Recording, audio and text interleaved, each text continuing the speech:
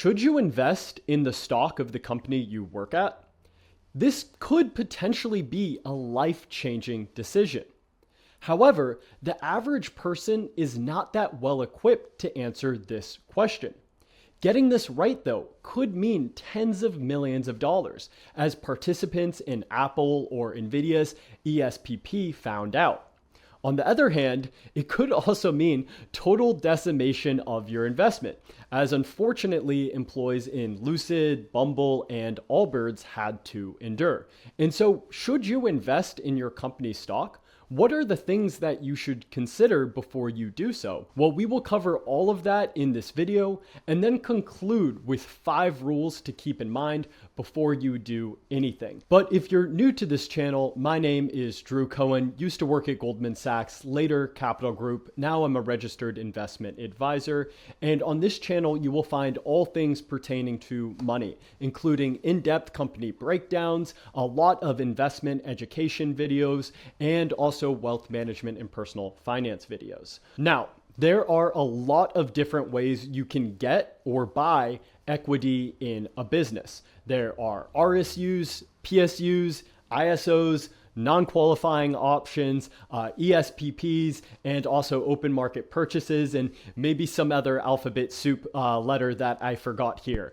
Now, despite the fact that there's many different ways you can buy stock or get stock in a business, I want to split it up into 2 categories, because whether or not you are in this first camp or second camp is probably going to be the overriding decision in terms of what you end up doing with your stock, and it really shouldn't be.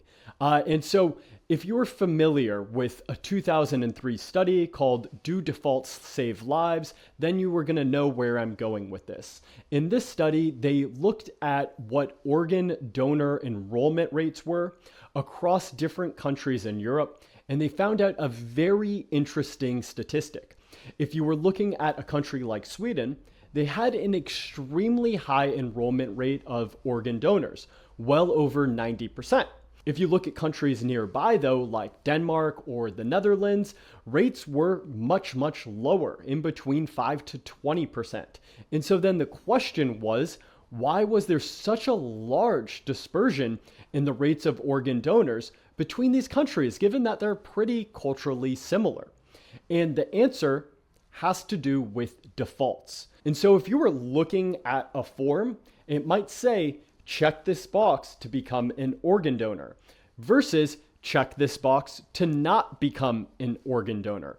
And just by simply switching that verbiage like that, you can see how it can lead to a very different sort of outcome in terms of behavior.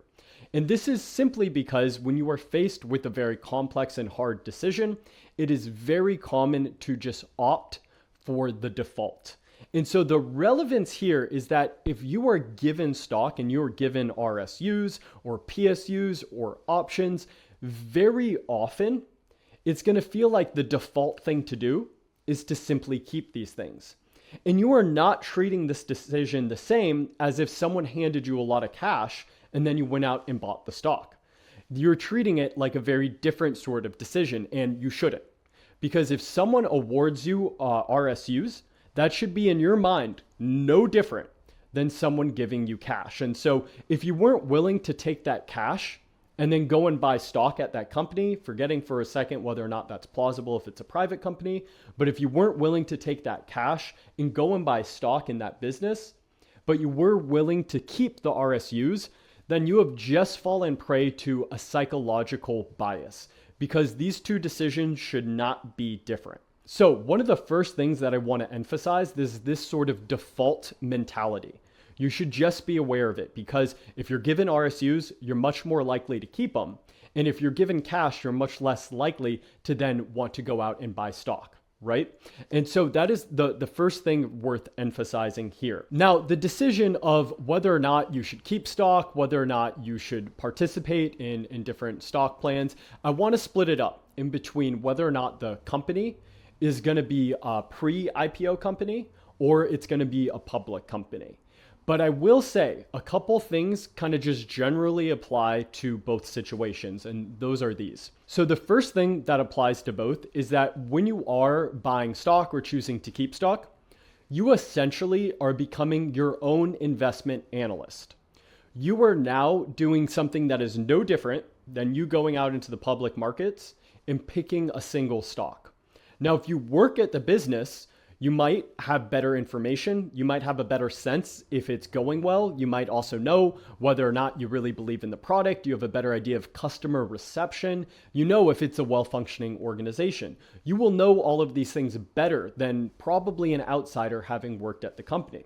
But you may not have a great sense of valuation. You may not have a great sense of whether or not this is a financially viable product. You may not have a sense of growth, because a lot of times, if it's a private company, the numbers and the sort of insights you can get are pretty limited. And if it's a public company, then you're stuck doing the same analysis as every single other public equity analyst. And so the first thing I want to emphasize is that it's a weird sort of position you're put in, where now you kind of have to become your own investment analyst. You have to make this decision that you can't outsource to anyone else, whereas you could outsource kind of financial advice to a financial advisor. Or you could instead just obviate, the decision to buy individual stocks by just buying an ETF or a mutual fund, right? And the mutual fund manager there is picking the stocks for you. And so there are these decisions that you can offload in finance. However, this decision is going to be something you really cannot offload. It's going to be on you whether or not you decide to keep the stock or even try to accumulate more.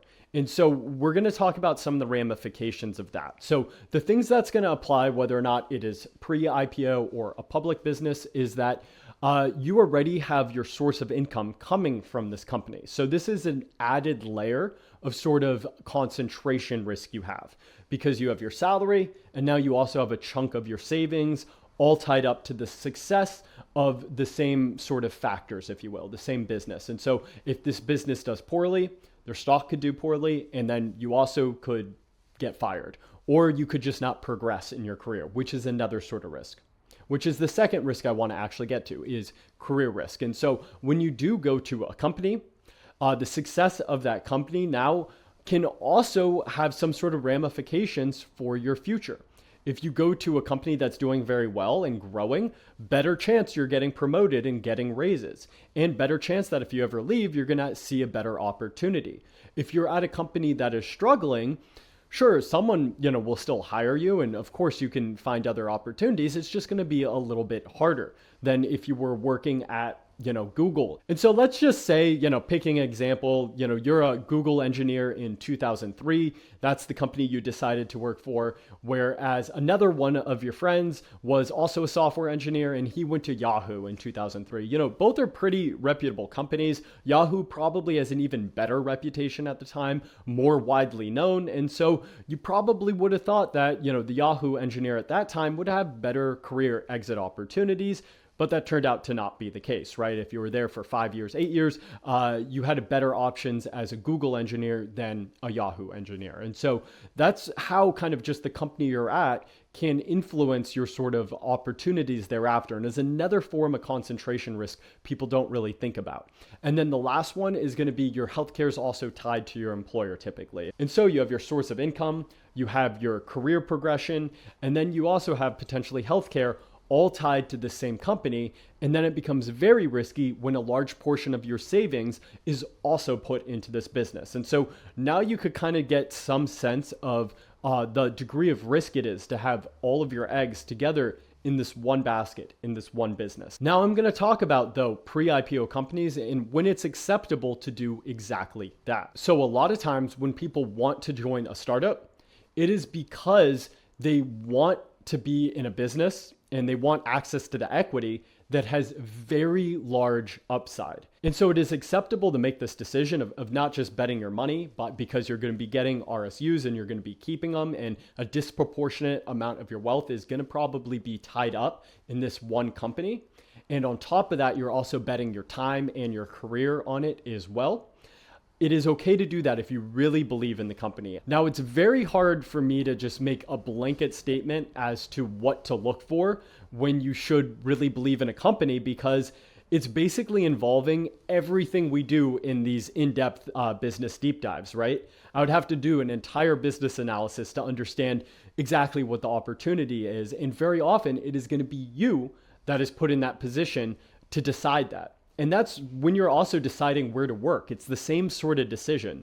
When you're deciding to work at a startup, you're also sort of deciding, because you're getting so much equity comp from this business, do I want a lot of my net worth tied up in here? It's the same thing as saying I'm investing money in this, because you could have gone to a different company and gotten a different equity package, or maybe went somewhere public where you're getting more cash comp, an equivalent amount. So your decision to go to a startup is also an investment in that startup itself. And so you have to have a lot of confidence in it. And I'm going to be honest, it's a hard decision because most people, they don't fully know everything that's going on within the startup. The financials aren't, made public to you. You're not going to be told everything about the business. Maybe you have some good sense of the product and whether or not customers like it, but you don't really know whether or not the valuation makes sense. And so there's going to be a lot of question marks in that. And you're going to have to kind of be okay with that level of uncertainty. Now, the thing I will insist though, is that when you do get, let's say, RSUs, you absolutely should sell enough of them to cover the taxes. And you have to be aware of this, because what's going to happen very often is you work at a startup, you'll get restricted stock units, let's say, that is taxed as ordinary income. And they're going to withhold some amount. Usually it's 22% at the federal level. That is not going to be enough to fully account for all of the taxes you will be owed. And so you should sell enough to at least cover the taxes, because otherwise you may really, really be cash constrained later on. And you should also be aware that if the stock price falls from the date that you're awarded these RSUs, it doesn't matter from the perspective of the tax liability. You still owe the same amount. So if you were awarded shares at $100 and the shares fell to 75 or 50, you still owe the tax as if the shares were at 100. And so that is one thing you really should not take a risk with. And so you want to make sure that you have enough cash, you're selling enough stock in order to cover the taxes. Often, if it is a private business, they'll kind of help you out with secondary sales because they're aware of this sort of issue. Sometimes they'll let you adjust your withholding as well, which is another kind of solution around that. Now, the thing I want to emphasize here, though, is that there's something called saliency bias. And when something works very well for someone, we tend to get more news stories and more exposure to that. And so we kind of overweigh the likelihood of these things happening. So a lot of people, when they're going to a startup, they're thinking of the successes of people who went to Facebook early on, to Google early on, maybe more recently now SpaceX. A lot of people are gravitating to these outcomes of many employees getting, tens of millions of dollars in stock value by time the company IPOs. And that is not that typical. For every SpaceX and Google, there are many, many more Snapchats, Lyfts, Beyond Meats, Lucid, Rivian, Allbirds, Peloton, Blue Apron, Groupon, Affirm. There are a lot of businesses that, taking this sort of asymmetric risk reward, didn't work out for employees. And ultimately, they had a disproportionate amount of their savings, maybe, it was $1 million, a couple $1 million in stock in a company that ultimately the stock either was worthless or was down 90%, 80%. Certainly a very, very bad outcome. And so I want you to weigh both of these possibilities before you make this decision. And I think the best decision to kind of figure out how much of my employer stock I should own is you work backwards. And so let's assume that instead of everything going right and you made 20 million bucks, instead everything went wrong and your RSUs were worth 100% less. 90% less. Either of those scenarios, let's say. How much does that set you back financially? Now, if you're younger, right out of college, this is a risk you can stomach. You can stomach, a few years of this. It's not optimal, and you kind of have to make sure the next decision you make can kind of make up for that setback in your wealth and your period to accumulate savings. But it's something you can withstand. Now, if you were someone who worked in a corporate job for 10 years and now is making this decision and maybe is going through 5 years of not being able to save when, in your late 30s, you're supposed to be able to make a good amount of money and save at that point, this could have a more adverse impact to what happens to you financially in the future. Of course, I'm not saying don't make that bet because it could also have a very positive impact. You should just be aware of what it could mean. Maybe it does mean if things don't work out, you're going to be working another 5 years, basically. You're going to be retiring much later. And if you're okay with that as the downside, do it. The point of this video is not to tell you to not do anything. It's just to be aware of the repercussions and maybe the lesser risks that are not talked about as much. And so a simple way to kind of figure out what this could look like is you just assume a worst case scenario, and then you see what your financial future looks like, basically. If you have a few years, 5 years, you could decide how many years you're willing to stay at the startup and have things not work out. And how bad will that look like for my future? How much does that set back my ability to retire at 55, if that's what you want to do? And so these are the things you could plan for ahead of time. And this is why I always like doing financial planning with any and all of my clients, because it gives you a much better sense of different potential outcomes and what you are kind of on a track towards doing. And then you could see what these two tracks could look like. If you get a 10x on your stock, easy. You don't have to worry about it. If you don't, okay, whatever. Maybe I'm working another several years. It's not the end of the world. As long as you're okay with that, then that's fine. And maybe it'll also help you make this decision to potentially join a startup where you say, okay, I'm willing to stomach that downside. And so I think the upside is worth it. And so that's why I think, the financial planning is just a very helpful thing to do. And so as many of you already found out, you could go to drewcohenmoney.com and you could find out more about that there. Now, the next thing I want to emphasize though, is that if you are making this big bet on this startup, make sure you still have your emergency savings fund. Now, this might be hard for some of you to gather if you're much younger, you're right out of college. If in that case, hopefully maybe your parents are kind of your emergency savings plan, because ideally you're going to want to save 9 to 12 months of fixed expenses in case something goes wrong. The startup goes under. You don't have any income, you don't have any equity to sell, it's worthless. And so you want to give yourself enough time basically to get back on your feet without worrying about money that much during that time. And this is especially the case if you have dependents, if you have, a partner, kids, people that depend on you for your income. You're going to want to make sure that you have this emergency savings cushion in case things go wrong. Now, a conservative thing to do, and you don't have to go all in on the company you're owning or not, is you could just not have a majority of your net worth tied up in this company's stock. And so maybe you're not that bullish on this company. You think it's great, but I don't know for sure. It's kind of a competitive market. And what do I really know about it? Great. You're being honest, and that's great. And so what you can do is it's going to depend on exactly how the stock is held. But usually there's still an option to sell stock in secondary markets once it's vested. And maybe you decide to take some money off the table. Conservative thing would be to make sure you don't have a majority of your net worth in a single company. And if you don't believe in this company, you really shouldn't have any of your net worth tied up in it. I understand based off of how private stock works, that may not be totally realistic, but you really shouldn't just keep the money there just because by default they gave you it. The same kind of psychological bias we were talking about with the organ donors. And so on public stock, though, there's a few different considerations to make. And so very common, a lot of public companies have something called an ESPP, an employee stock purchase plan. It very commonly works where they say, we're going to give you a 15% discount if you own our stock. And maybe there's a look back period, which means we'll give you the cheapest price the stock traded at in the past 6 months. And a lot of people, they gravitate towards this 15% discount, and they think that translates to getting a good deal. And they kind of anchor to that. That's another bias, is anchoring. The thing that matters the most, though, whenever you're making investment is all of the other investment considerations we've talked about in the past. What are the risks in the stock, the moats? What is the returns potential look like? All of that, again, it gets back to every single factor we talk about when we do one of those company deep dives. And so when you are investing in a public stock, you have to analyze it that same way. And a 15% discount really shouldn't sway your decision one way or another, because if you're going to own a stock for 5 years, 10 years, maybe longer, 15% discounts, it's not going to make or break that decision very often whether or not to own it. Now, it could, if someone's on the edge of an investment, a 15%, sell off or something, yeah, that could certainly help push you over. But that in and of itself is not a sufficient investment merit to warrant an investment. So very often, I think people see this discount and they just assume that they're getting this great deal. And that's very often not the case. Instead, you should do it backwards. You should first start with, is this a business I want to own?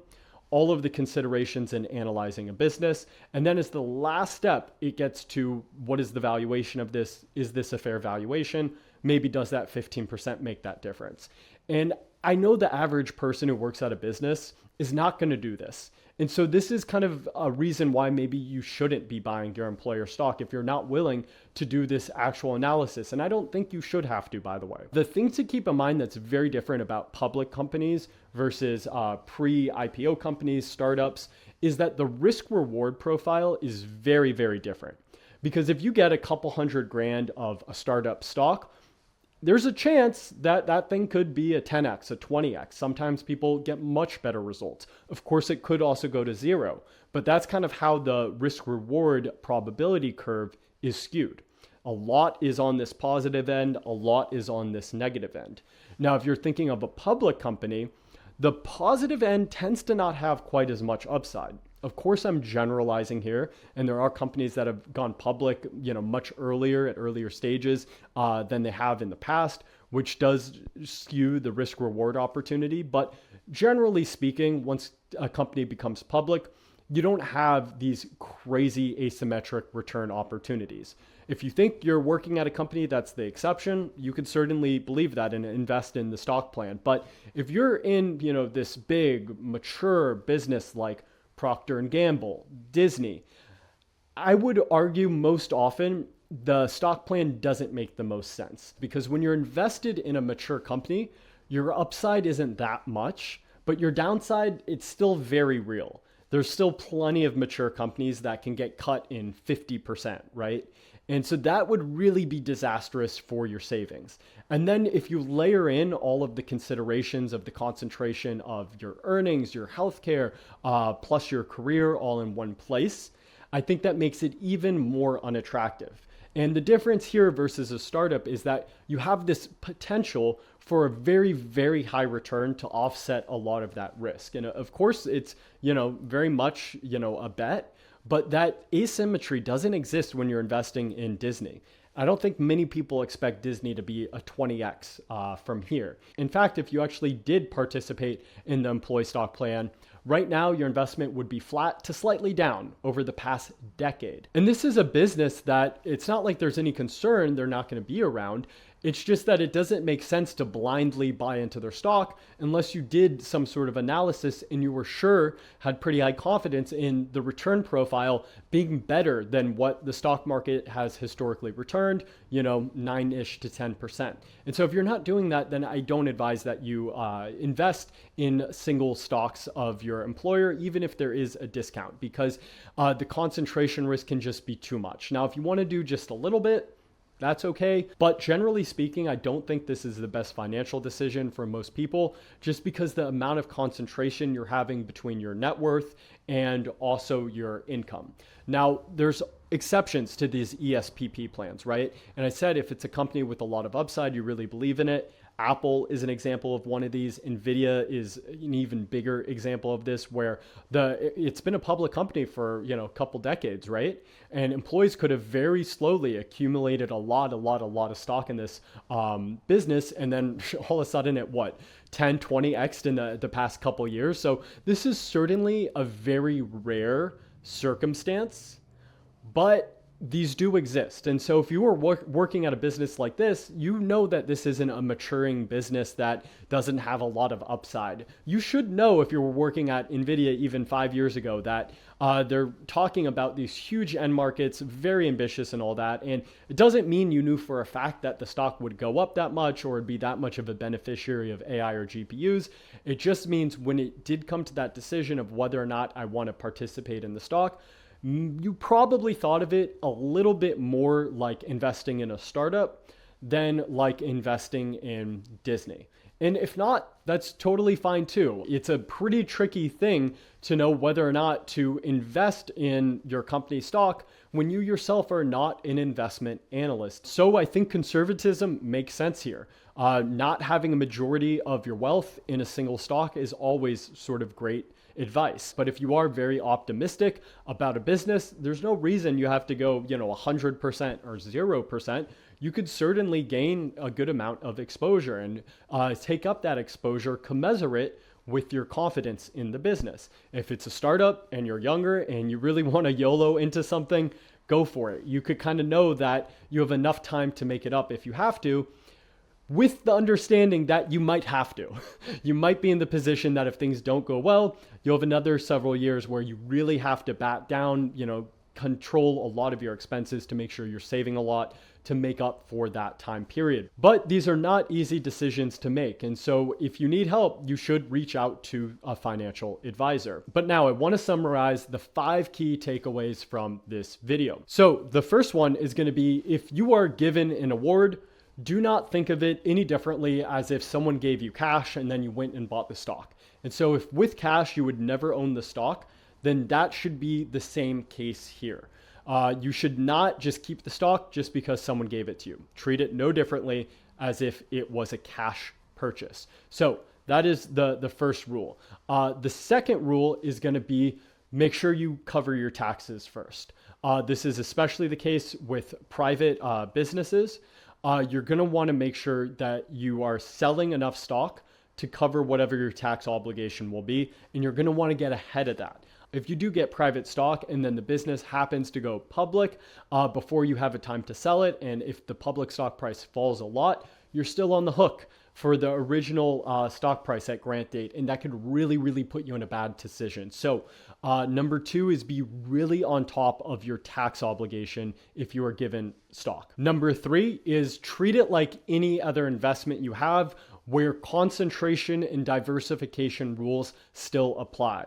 Just because it's a private business and you have a lot of faith in something working out, it doesn't change the fact that you have extreme concentration in a single stock. It's no different than you going out and putting, maybe for some people, it's 90% of their money in a single stock. That is the same sort of risk whenever you put all of your money in an individual business. Now, some people, they're going to want to roll the dice with that one. That's fine. Just be aware of it. The 4th rule is plan for a worst case scenario, or at least be aware of what a worst case scenario can look like. And so you should do that financial planning if the stock options, the RSUs, they don't pan out as expected. Now, the 5th thing, the last thing that I want to emphasize is that you now are becoming your own investment analyst. And so it is your responsibility to do the analysis on the business you are joining. If it's a startup and you're going to get a lot of stock units, you should treat it no differently than you're doing, investment analyst on a public company. It's the same sort of idea. All of the competitive factors we'll talk about apply, growth opportunities, valuation, everything. So you basically have to become your own investment analyst in order to have confidence in this decision. And it's a hard thing to do because there's a lot of factors involved in it. But the good news for you is that I have a ton of videos on this channel that'll teach you how to analyze a business and how to become a better investor. And so you should probably get started immediately because there's over 100 videos in the backlog, but you can start with this one here or one of these business breakdowns. Thank you for watching, and until next time.